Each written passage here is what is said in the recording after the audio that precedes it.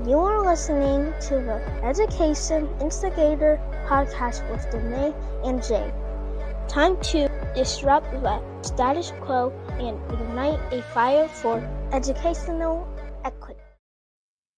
All right, everyone. I want to say good day to all our listeners, viewers, all of those good things. If you are watching this, I would like for you to like, subscribe, follow people listening to us and listening to us, but we haven't got you to follow us. So I would like to see that happen. But today, my good friend Daneé and I will be talking about something that is heavy on my heart.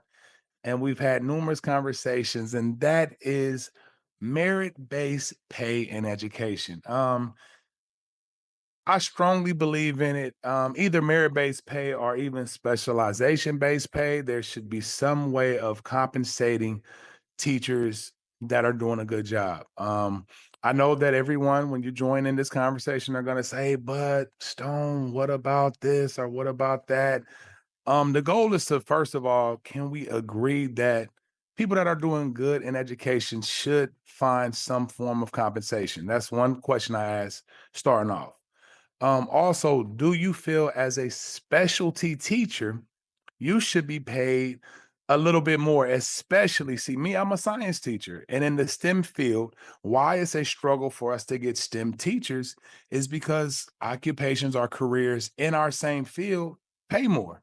So if Could I'm you break 24, down what you mean by a specialty teacher? Because you said specialty, and I thought specials like in elementary, so I was thinking oh, like good. Okay, yeah. good. Well, let me say, I'll make that simple, subject-based pay. Okay. I mean, is that easier? Yeah, yeah, Um, yeah.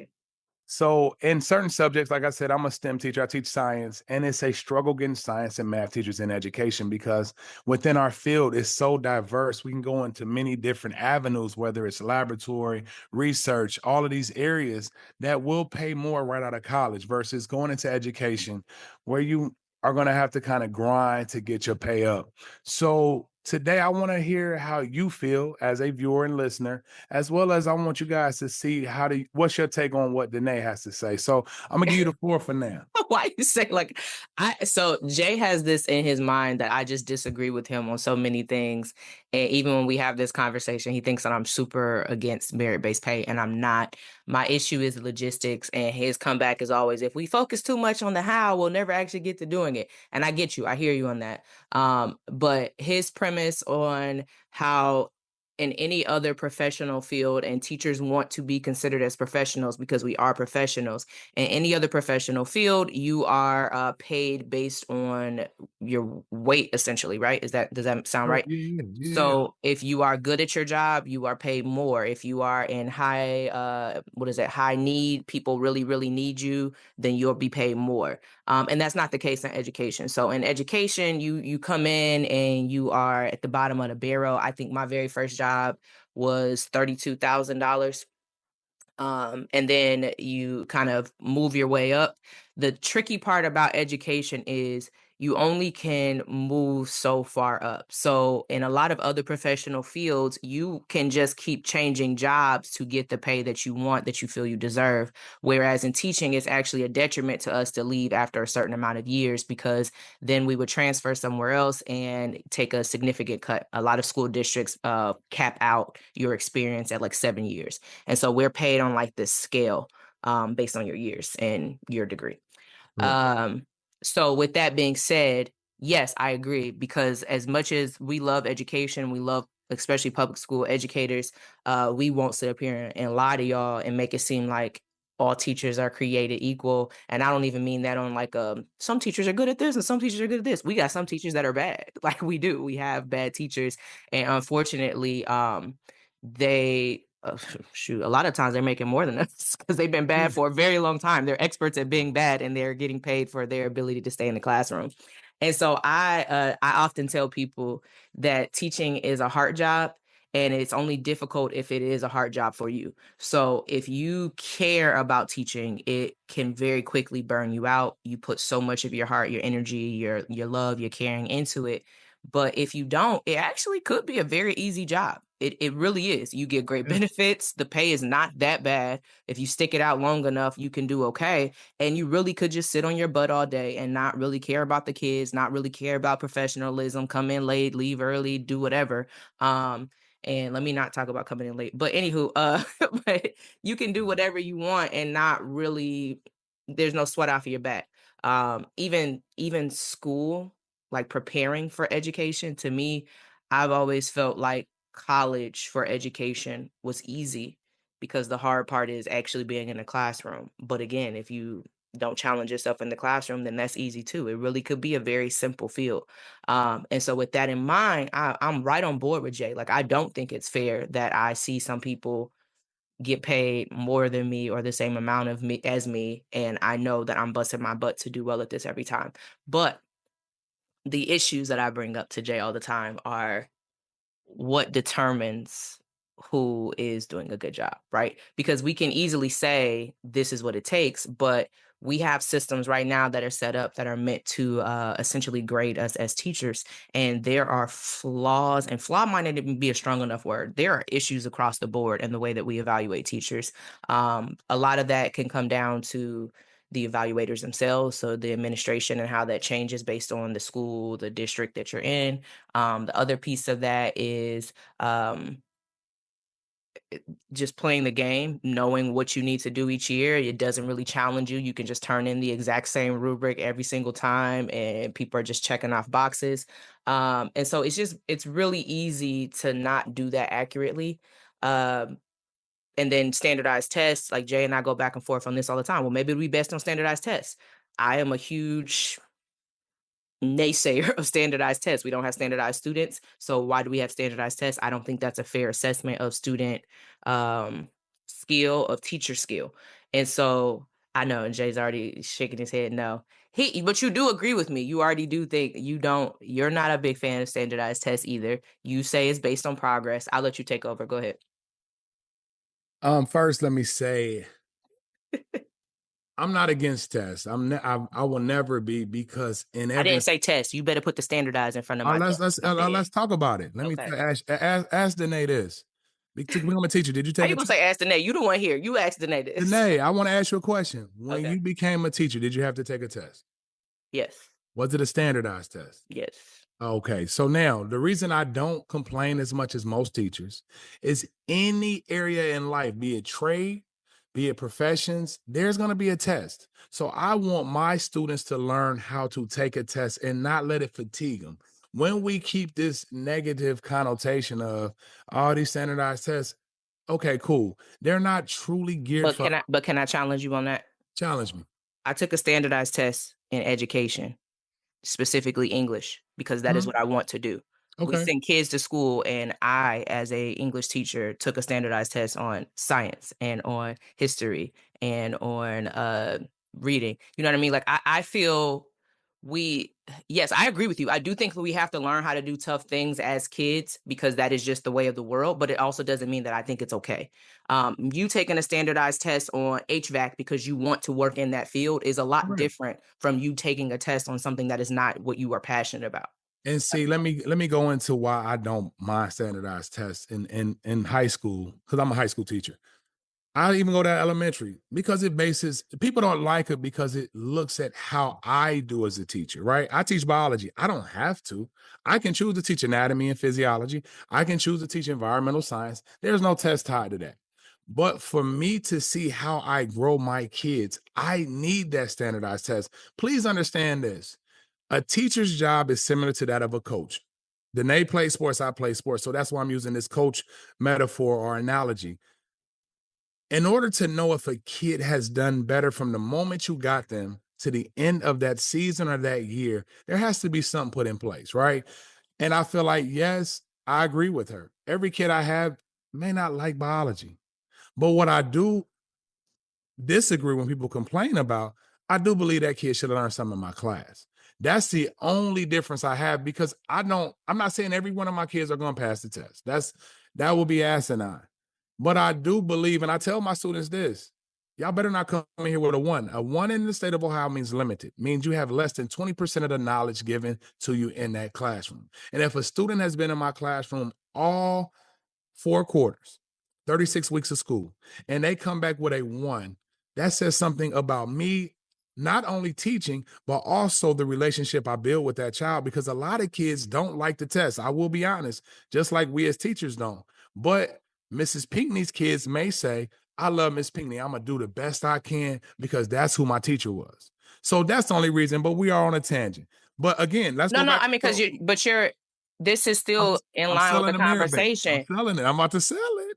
Hold on. But my issue with that is what you are saying is, again, because you're a good teacher, you are evaluating yourself based on what you have seen your students start with and what they would end with, right? But when you talk about merit-based, it's not just what you know personally, Jay. Like, we know that no one is going through this data like you would as the teacher in that classroom to really determine what's going on in this student's life, what the progress looks like, taking in consideration the absences, the issue that the kid might be having at home. Like, you have that access, you have that knowledge. Whereas, I mean, I think of even like the teachers at our school when I taught AP Lit. Jay, every single one of those kids was going to kill it in the AP Lit test because they have great support at home, because they've been in the program for, since 7th grade, the honors track program. So they are very, very well prepared. There was not much I could do to mess that up or to make it better, if that makes sense, right? They were going to do well. And that is the circumstance for a lot of kids. Whereas on the opposite end, you have kids like the kids that you teach, right? Where they're not coming in with those same kind of prerequisite knowledge bases that they have. So yes, you can determine that they've made growth. Yes, you can say you've been in my classroom and you have to have learned something, but do we use the standardized test as the basis for determining how successful the teacher is? I'm Because not saying that's a standardized fair tests should be issue. the only thing. I can Yeah, agree yeah. with you. Right. But in your response, I like how I like what you put out there because first of all, I keep up with my data and I think all teachers should. Mm. Again, we're not trained to do that. So I'm not saying any teacher is wrong for not doing that. There is no training on, hey, this is how you keep, like, if you look at my data sheets, right? My department is like, Mr. Stone is off the chain with this data. But I feel like when you watch data, you see more than just this body in front of you. Because I mean, so one thing I love about Ohio, there's something called probability, and it's real. Kids come in my classroom with Does probabilities to pass the probability state only test. exist in Ohio? I don't know, but I only can talk about Ohio. I've only taught in Ohio, Daneé. So one thing I like about Ohio, because I guarantee you Montana may not have this. Um, but it'll tell you, okay, this kid's probability is 5% chance to pass the state test, right? So if I instantly get this kid with that 5% chance, I'm instantly knowing what I have to impart into this young man, this young woman throughout this entire year. And I can tell them their data. Hey, Miss Pinckney, your data says you've got a 0.5% chance of passing the state test. And I get kids that say this. What does that even mean? That means you have a 99.5% chance of failing. So when that kid passes, guess what? I receive nothing. But the person that also had the kid with the 0.5% chance of passing and the kid doesn't pass, they get the same thing I get. So when you grind like I do, and there's nothing at the end of that rainbow, so to speak, it's like, why? And this is what people say to me. I get this all the time. Why? Why do you work so hard? Because I want to. But it will bring more people into our profession. This is how I look at it. More people will want to get into the profession if there was some carrot dangling. Because even in Daneé's, I like Daneé's argument, but what I will give home pushback for Daneé's argument is those teachers that are in those type of areas that where those teachers are going to exceed, I mean, those students are going to exceed no matter what the teacher does. It may motivate that teacher to possibly look into another district to see can they make changes there. You So know what are I'm you saying? Like, proposing that the progress is what the more significant pay increase would be for? So if you're going into a district that is affluent, it actually might be to your detriment as far as being able to gain more because the kids are not going to be showing growth that proves that you have made a change. correct. I mean, because we can go back into these professions as well. Do you get paid more as a lawyer in Kentucky or New York? You know what I'm saying? Like, if I choose a place where there is a higher need, I'm going to get compensated for that. So if I'm teaching in a school where every kid has all of the resources, or I use it a doctor as well. If I'm in a place where everybody takes care of themselves, I probably won't get as much money as that area where I don't everybody's think like, that's how it works though, Jay. I think "Oh, that you if come you on, man. I think that the places that have the highest need for these jobs are actually the lower paying ones. These are typically going to be your state jobs. So like you see a significant need for like public defenders, a significant need for clinical workers that are All working right, in like community I'll raise centers. my hand. I'm in school. Okay, go ahead. Do you think a doctor gets paid more in the suburbs, at a hospital, in the emergency room, or in the inner city? I think it depends on what hospital you're at. Answer the question.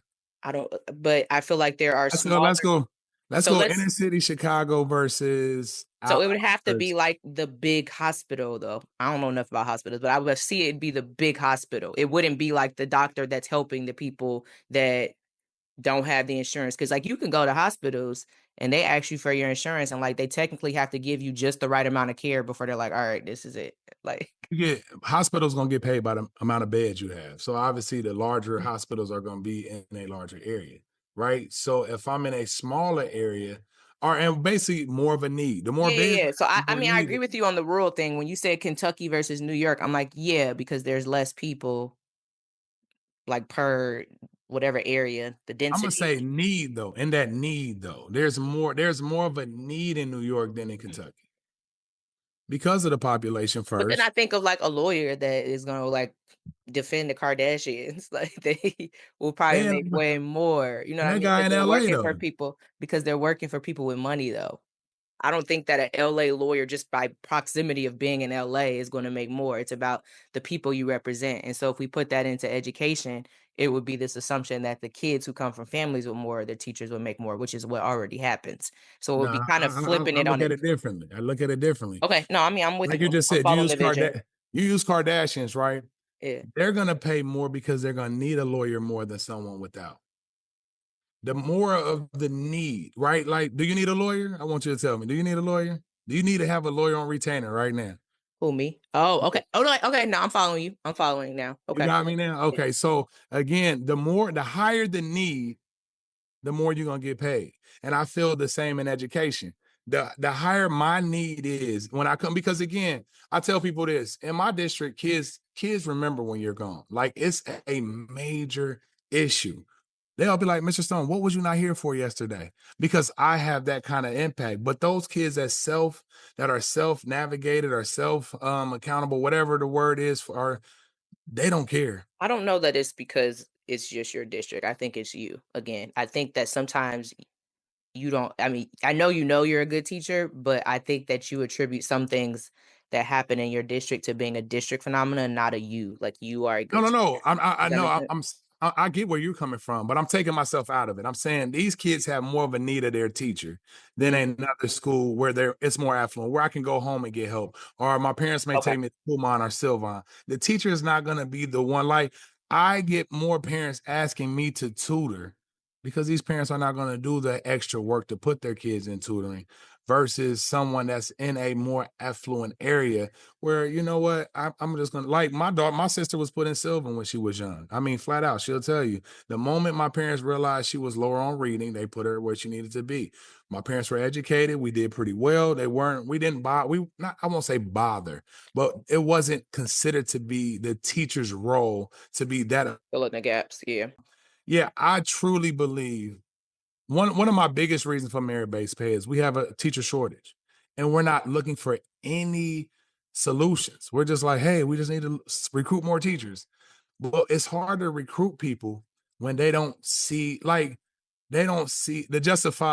ends don't justify the Right. No, means. I agree. And anytime they have us in like these conversations where they're like, we want to talk to teachers who are great teachers who are doing well and have chosen to stay in it. Let's talk to them and find out why. And that is one of the first thing I tell them is, well, I don't know why. Maybe I'm a little bit of an extra bit of crazy, but I almost did leave the profession. Like that is a big part of my story. I was about to be gone. Like I Yeah, was already applying to other jobs. And I love this. This is the job that I wanted since I was a little girl. yeah, So I was going to walk away from my dream. And I do feel like a lot of that comes down to the lack of feeling appreciated. And unfortunately, we live in a society where you show that you appreciate people through capital. So yeah. if you don't, I mean, you're spot on when you say that it sucks that I'm seeing myself make all this significant growth with my students and I'm getting the same nothing that somebody who's done nothing at all is getting. It is a little bit demoralizing. And you add that to the fact that Jay and I, we are the type of people that are we're a little bit obnoxious. So we might be in your face. You're going to know us. You're going to hear from us. There might be pushback, but you'll be known, right? There are We're plenty. instigators. We're instigate. Okay, so we are, but there are plenty of other great teachers who aren't like us, but they will not get acknowledgement. They will not have people see them. They won't be maybe nominated as the Ohio Teacher of the Year because they're quieter, but they're still making that same progress. And it is not fair that they have to constantly day in and day out feel overlooked. And truthfully, that was where I was at too. And I've always been kind of louder, but it was just, things just happened where I was starting to be recognized, but that wasn't the case for a bit. And so it is very demoralizing when you feel yourself putting in this extra work. You're taking the time out of your own personal life, away from your own children, your family, your friends, your own personal just self-satisfaction because you're pouring so much into these kids, and then to not have that be seen and valued in any way, it is absolutely, it's demoralizing. And it is the reason why we see so many teachers burning out. On top of the fact that even something simple like classroom management, I don't know how you would throw this into your merit-based pay thing, but I think something like I don't send kids down for discipline referrals should go into that document. Like, I am able to handle what I need to handle so that my admin can focus on other things, right? Sure. There Yeah. should be some type of acknowledgement in that. So I don't know. Oh, no, good. That's a great point. And there's so many areas we can look at, right? And like I told Daneé, the reason we can't make this move is because the first thing that comes out of a teacher's mouth is usually, I mean, how do we know the system is going to work? But once we all agree, right? If we as a profession say, you know what, we do need to do this because first of all, it's going to be attractive for our career. People will be more attracted to coming into this. It'll help I'm retention. gonna be incentivized for doing great work. I mean, not and the crazy thing is most of us that do great have no incentive anyway. We just want kids to succeed. That is really the bottom line and why we get into teaching. However, when we get into teaching, there's so many other variables that are not told to us when we go into this classroom. Like she just said, classroom management. Some of the stuff when you're doing your student teaching, you didn't have to deal with this because guess what? You had a teacher in there helping you out. You know what I'm saying? So now when it's your class and you got to manage it the best way you know how, and you see thousands and thousands of videos within the last decade of kids attacking teachers or verbally assaulting teachers, like these things really happen. And guess what? There is no compensation. Right. I mean, in fact, I was just looking at a post the other day that was a parent had tweeted. So my daughter told me that she witnessed a really brutal fight at school, and she was so upset because of how bad it was getting, and none of the teachers would step in, and they kept saying they couldn't. And so it was just all these parents, and the response is just like, why wouldn't teachers be able to jump in? Why wouldn't teachers be able to jump in? And it's like, man, this is such bad advertising for our field because you want us to do so much. You also want us to be like wrestling referees, and then the minute you jump in and you pull a kid off of another kid, guess what that kid can now do? Have a whole little lawsuit against you. There you go. And see that, and like you just said, these things are not in our contract. Let me tell you that. I'm a male teacher, and I tell people I will not break up a fight. That is not a part of my job. Guess what? That's your parents' job. I have 3 kids. My kids don't go to school to fight. I tell them if y'all want to fight, tell them they can come over here after school. We're not doing this at school. You know, if you got somebody bullying you or whatever, we're not doing that. This is not my job. Guess what? My job is to give content to help your kid better themselves in biology and hopefully in life. So when these parents come in, the problem, honestly, why we should be compensated is because parents are the problem. Y'all should probably add that to y'all taxes. It's just like the parents are the problem, guys. Hey, let me say this, and I'm gonna be honest. I want to say that one time on the show. You already said it twice. No, I did not say it. I did not say it at all. I will roll back the tape. You will see. Oh, here we go. No. Until parents make their kids accountable, the teaching profession becomes more and more challenging. You have to see your kids' weaknesses before I do, before Miss Pinckney does. This is not our job. We didn't, like she just said, our job description gets longer and longer and longer every year. Well, why didn't you feed the kid? Why didn't you hug the kid? Why didn't you say positive words? Like it's always us. Like, I only get your kid 46 And the minutes a trick day. is there are so many teachers that are doing that. I know Jay is not the hugger, but I mean, if my kids need a hug, I'm not much of a She hugger does either. hug. I ain't no I will hugger. hug, but I'm not that big of. I have high school kids, so they don't need that hug. They don't need hugs too much. But I do. sorry, I shouldn't say that. They do need hugs a lot, but they're not coming to get them. So but I do think the list of things that you just went through, there are so many teachers who are doing it, right? To the For point sure. of just personal depletion. Like we are going home completely drained. I tell people all the time, it's ridiculous how often I'm waking up at like 3 in the morning.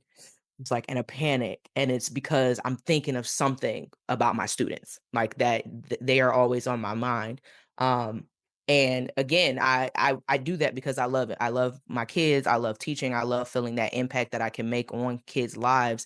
But it is draining. It absolutely is draining. And like, thankfully, that's been a big part of my journey. In the last few years is figuring out how I can keep myself reinvigorated and pursuing professional development, finding places and cohorts, residencies where I will be affirmed. But everybody's not in that step. There are a lot of people that don't feel like they have the time to do that. And at the end of the day, they still are wonderful teachers. And we need to have some way where they're not having to go write, 27 essays. I'm an English teacher. Me writing a bunch of essays is not that much. Like, that's fun to me, right? But it's not fair that a math or a science teacher would have to go to that extent to get in places and positions and get grants and funding to help support them just because that's what it takes to get appreciated as a teacher, is you doing extra work to be valued. It should be built in. And so I absolutely agree with you on that. And CJ, every time he's like, Daneé, don't want to talk about merit-based pay. And I do. Every time we have this conversation, I say the same thing. I'm not against merit-based pay. I just want to make sure if we do it well. There needs to be lots of checks and balances. And you know what the problem is with checks and balances, Jay? Today, as of April 27, 2025, this country does not know how to work checks and balances. We are seeing that in a very, very clear way. I mean, but the country allows it though. And I again, mean, I agree. And so you if we know, see that, if education is just a smaller microcosm of this entire nation, it's not going to work out well. We got admin that's out here having entire beefs with educators because they took their parking spot. You have admin that don't even come out of the office except for the fire alarm. You know what I mean? Like right. there are so many different issues. So I think it has to be, yes, there has to be the combination of data. There has to be the combination of some type of testing system, even if it's not standardized. There has to be the combination of, maybe we've had this argument before too. This is going to really, Jay, good luck with this one, but Jay doesn't think that all teachers should be paid the same. So like when we talk about like your arts and whatnot, he thinks that they should be I okay with don't. having less. Yes, you No, did. I didn't say, listen, I didn't say they should have less. Let me explain. See, I don't like that she goes down this avenue. What I'm saying is this: when there's a state report card on any district, there's 4 group of teachers that are going to be looked at: math, English, science, social studies. We carry these schools on our back. No one ever checks a gym teacher. No one ever checks a music teacher. Now, do they do great work? Yes, I totally agree. And I'm never going to take that Necessary away work from them. even. I mean, for sure. However, when it comes to what people look at, no one has ever said you're a bad math teacher, or I'm sorry, you're a bad music teacher because they can't sing falsetto, right? Because the expectation was they came in unable to sing it, they're probably gonna stay tenor. Like, but when they get to my science class with the probability data I just gave you, there's still expectation that I need to make this kid pass. There's still expectation I need to learn how to differentiate. You know what I'm saying? All of these things are put on my plate. Where if I, like, they'll say, so they'll use this stuff like, well, I got 4 and 5 preps, I got this, that, and the third. But even if you don't prep properly, there's no checks and balances on you. There's no standards. You can throw There are. preps in too. That's a good one too. You said what? You can throw preps into the merit-based thing. I mean, And I will be honest that Jay, we really did go deep into this conversation. I just used your line, dang. But we did have this conversation, and we did talk about even me as an English teacher. And I told him, at this point in the game, I don't feel like my job is as precarious as a kindergarten through 3rd grade reading teacher, right? And so Jay was like, well, then I don't think that you should get paid as much. did. I mean, I'm honest across the board. I mean, because if we're honest here, since we like to, if we're going to be honest, science isn't taught heavy all the way up until they get to dang near middle school. Like if you look at a kid's curriculum going up throughout their But years, then my pushback is science necessary for everybody at that science is level. definitely necessary. Let At me that level, explain. I mean, kids should know I can water the grass. Like they should know water helps but grass grow. but You they know, learn that in the little kids' grades. I'm saying at your grade little level, when kids we grade. talking about the little the little ones learn that, okay? At your level, is it necessary for me to know how what is that thing that y'all have us do with all of those carbon molecular things and you got to go Forever down this cycle, line and doing all this? electron transport I chain, didn't all need that. that. I didn't need that, Jay. But listen, let me say why I think it's necessary. And I like that she said that. Kids don't know what they need, No, right? and I And agree, that's and where it that's but comes that back. goes to every subject, Jay. No. And again, let me ask you this. Do you think I will do more when people go to college? And this is where I'm gonna go to. When we go to college and decide on our degree, we know what kind of compensation is out there if I pursue higher level areas in that, right? Hmm. Truthfully, and I don't want to knock anyone or anything like That was that. the I'll be honest remix. Truthfully, go ahead. Do I need It's like I tell my son, do you really need a business degree to run a business? Do I need a music degree to play the piano? Do I need an art degree to be amazing in art? Because most of those people already have that ability. Hmm. That's what I'm saying. Like those people that are great that have those music degrees, those art degrees, fine art degrees, all of those things, 90% of them were amazing at it when they got to college and they wanted to pursue something in that field. Same as all of us. Like you was like, hey, I want to do English. You were good at that. But we still have kids that are 16, 17, 18 that still have no clue what they want to do. You know, those elective areas usually have people that knew exactly where they want to go. Maybe not foreign language. Let me not go there. Um, so when we go into merit base, I just feel like our field has not less attractive year in year out because, like she just said, no matter what, I get the same raise as um, that teacher that everybody feel. Like if I get a 80% pass rate and this teacher get a 0% pass rate, I get the same raise. There's not going to be a change. There's not going to be any recognition either on that. Like I get from the state, you have 3 levels you can be. You can be green, blue, or yellow. Blue is the highest you can get. I'm gonna say this in my district, out of all of the testing teachers in the district, which is possibly, let's say 60. I'm gonna use the number 60 because it's the entire district. I'm probably going lower than it is. We had 6 teachers that were in the blue. 6 teachers. Now, only reason I know this is because I'm on district leadership team. There was no announcement, there was no recognition, there was nothing for those 6 teachers, with me being one of them. There was no and again, Daneé will say this, we don't do this before recognition, but it does feel good to receive it. You need it. Like even you're not doing it for that, but you need it because the hard days you need the recognition. Yeah. And that does suck that you don't even have acknowledgement for the teachers that were the blue teachers. The blue I Rangers. mean, yeah, you know what I'm saying? We blue. So when we are in areas like this and we want to keep the field growing and we want people to love what they do and all of these things, the older I have gotten, the more it has mattered. When I was younger, man, I wish people didn't say a word to me when I did good or bad. The older you get, you're like, hold on, this is my legacy now. So those small things make a bigger deal because I don't know how much longer I have you. You know, and I mean, I'm not gonna be morbid, but it's still like Sounded these are very big deals.